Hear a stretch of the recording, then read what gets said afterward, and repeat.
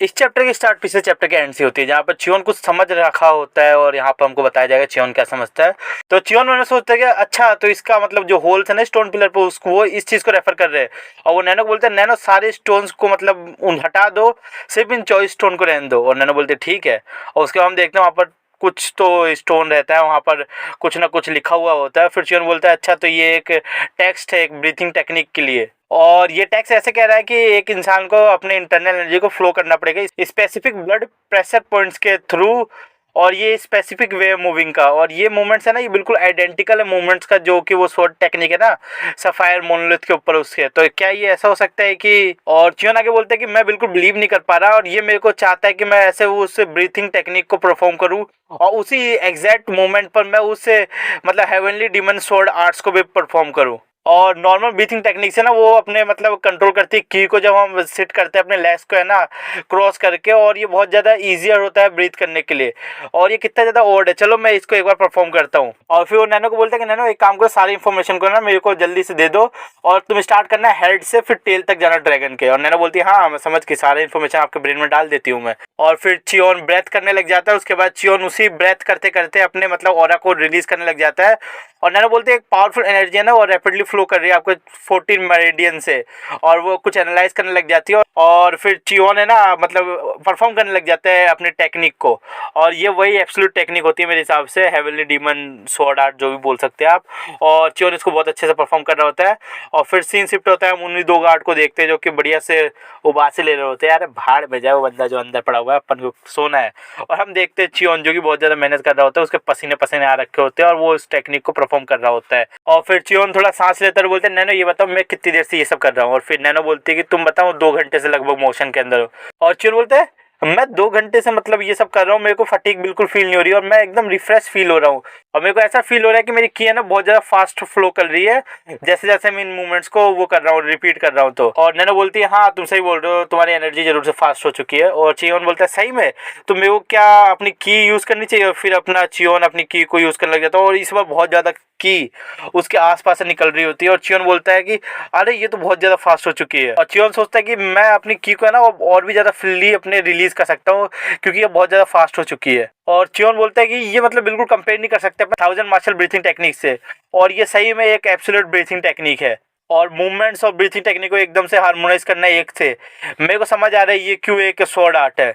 और heavenly demon ancestor ना वो जरूर से एक गोल्डली बीइंग होंगे। और चियोन अपने माथे को टेक देते हैं, वहाँ पर बोलता है कि डियर एंसेस्टर मेरी बो को है ना आप बिल्कुल से एक्सेप्ट कर लो, ये आपका एक अनवर्दी डिसेंडेंट है।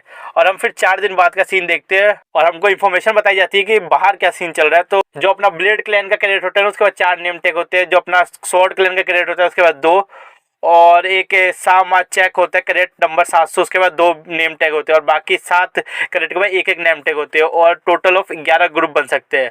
और बॉन्ग बोल रहा था कि मेरे को बिल्कुल विश्वास नहीं हो रहा है, जो ओनली मतलब नेम टैग बच रहा है ना वो इंस्ट्रक्टर हो जिन चैंग का है।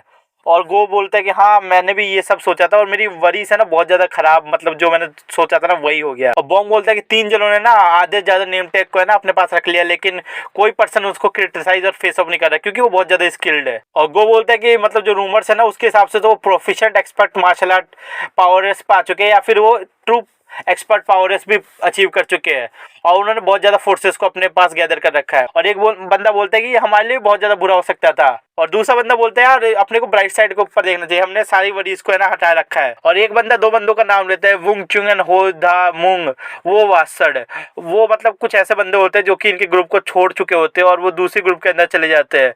और बॉन्ग भी बोल रहा होता है कि ये बंदे ने तो ऐसे बोला था कि भाई साहब हमारे मतलब हम लीनियज का सपोर्ट करेंगे वगैरह वगैरह। और जैसे लीनियज जोंगसुंग का डंड तोड़ा, इन बंदों ने हमारी ग्रुप को छोड़ दिया और बोला से हम ऐसे ग्रुप के अंदर नहीं ले सकते जहाँ पे बिल्कुल होपलेस हो ये ग्रुप। और बॉन्ग बोलता है कि उन्होंने हमारे ग्रुप को बिल्कुल मतलब ऐसे छोड़ दिया बिना हेजिटेशन के, जैसे लीनियज की प्लेसमेंट डिसाइड हुई थी।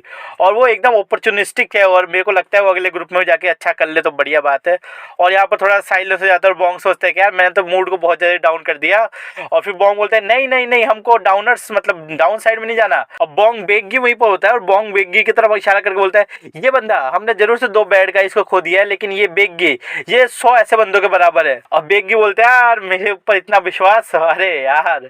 और फिर गो बोलता है नहीं नहीं ये सही बात है, अगर बेग्गी नहीं होता तो हम बहुत ज़्यादा इस ट्रबल के अंदर रहते, और हम क्या हमारे लीनियज भी बहुत ज़्यादा ट्रबल के अंदर रहते। और एक बंदा बोलता है कि यार ये बात तो सही है कि अगर तुमने 4 दिन पहले एक इंस्ट्रक्टर को नहीं हराया होता और एक नेम टैग नहीं लिया होता ना, तो हम लोग भी स्प्लिट अपार्ट हो जाते, मतलब हो जाते, यहाँ से खत्म हो जाते।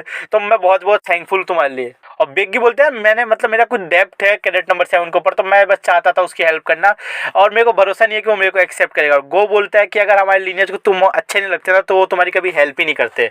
और बेग्गी थोड़ा खुश हो जाता है, बोलता है हाँ ये बात तो सही है। और सारे बंदे बोलते हैं हमको अब चैटिंग बंद करनी चाहिए और प्रैक्टिस करनी है 7 डीमन स्वॉर्ड के बारे में, और हम डिनर पर ये सारी बातें कर सकते हैं क्योंकि हमारे लीनियज कल बाहर आने वाले हैं और हमको है ना परफेक्ट करना है अपने 7 डीमन स्वॉर्ड को। और डिनर टाइम हो जाता है और हम देखते हैं डिमोनिक एकेडमी का कैफेटेरिया, और वहाँ पर बेग्गी जा रहा होता है और गो बोलता है कि क्या तुम अपने डिनर को स्किप करने वाले हो। और बेग्गी बोलता है मैं नॉर्मली लंच नहीं करता, तो मैं सिर्फ डिनर खाता हूँ, तो तुम्हारी वजह से मैंने आज लंच कर लिया, तो मैं आज अपने डिनर को स्किप करने वाला हूँ। और गो बोलता है तो चलो मैं भी आज अपने डिनर को मील को स्किप कर देता हूँ। और बेगी बोलता है तुम क्यों करोगे। और गो बोलता है कि हाँ माना तुम अभी हमारे लिए टेम्परेरी ग्रुप लीडर हो, लेकिन मेरे को तुमको प्रोटेक्ट करना है। बेगी बोलता है यार मैं सीधा ट्रेनिंग फैसिलिटी जाने वाला हूँ, तो तुमको बरी होने की जरूरत नहीं है। और बेगी आगे बोलता है कि वैसे भी मैं मतलब सीधा डोम से जाएंगे अपन एक साथ, जैसे हम ट्रेनिंग फैसिलिटी से छूट जाएंगे। और गो बोलते हैं हाँ ये बात तो सही है। फिर बेगी बोलता है तो तुम अपना ये मील एंजॉय कर सकते हो। और वहाँ बंदे बोलते हैं यार ये अपने फूड को जरूर खाना चाहता है, ये बहुत ज़्यादा ईजी है लीड करने के लिए। उसके बाद हम देखते हैं एक बंदा बोलता है कि बोंग और मैं तुम्हारे साथ चलते हैं तो तुम अपना खाना खा सकते हो गो। और गो बोलता है अच्छा तो सही में तुम जाओगे। और वो बोलता है मैं। और दूसरा बंदा बोलता है हाँ तुमने जैसे कहा वो ग्रुप लीडर है। और बेग्गी बोलता है अरे अरे थैंक यू, मैं तुमको बेग्गी को तुम्हारे केयर में छोड़ देता हूँ। बोंग सोच रहे होते हैं यार मेरे को भी तो कुछ बोलने दो। और उसको हम देखते हैं ये दोनों बंदे बेग्गी के साथ मतलब पीछे पीछे जाने लग जाते हैं। और बेग्गी बोलते हैं तुम नहीं खाओगे अपना डिनर। और ये बंदा बोलता है यार हम खाना छोड़ देंगे तो हम मर नहीं जाएंगे। और ये बंदा बोलता है हम इसलिए तुम्हारे पास आए क्योंकि तुम टेम्परेरी ग्रुप लीडर हो और हमने ये नहीं चाहते कि हमारा ग्रुप लीडर किसी से पिटता रहे। और हम देखते हैं बोंग को जो पीछे मुंह बना रहा होता है। बेग्गी बोलते बेग्गी खुश हो जाते हैं इनकी बातें सुनकर। और बेग्गी बोलता है यार तुम बंदे ना बहुत ज्यादा वरी करते हो और कैडेट 7 को तुम चांस भी नहीं मिलने वाला एक मील के लिए जैसे ही वो बाहर निकलने वाला है। और बोंग बोलता है यार मैं बहुत ज्यादा भूखा हूँ, उसको बहुत ज्यादा भूख लग रही होती है। और फिर हम पहुंच जाते हैं इंडिविजुअल ट्रेनिंग फैसिलिटी के सामने। और बेग्गी बोलता है अब तुमको मेरे को फॉलो करने की ज़रूरत नहीं है क्योंकि मैं एक्सपर्ट ट्रेनिंग फैसिलिटी को यूज़ करने वाला हूँ और हम वहाँ पर आ चुके हैं। और ये बंदा बोलता है हाँ मेरे को तो पता ही नहीं था। और फिर बेग्गी कुछ सेंस करता है और बोलता है उन मतलब ऐसा हाथ कर देता है पीछे। और वो बंदा बोलता है क्या क्या गलत है। और हम तभी वहाँ पर देखते हैं बहुत सारे बंदों को, और ये बंदे भी उनको देख कर शौक हो जाते हैं और बेग्गी भी थोड़ा शौक हो जाता है। फिर हम देखते हैं इन तीनों बंदों को कम से कम 50,000 लोगों ने घेर रखा है यार। 50,000 तो नहीं, वो बहुत ज़्यादा बंदे हैं। तो देखते हैं अब क्या होने वाला है इन तीनों के साथ, और इसी के साथ ये चैप्टर खत्म हो जाता है।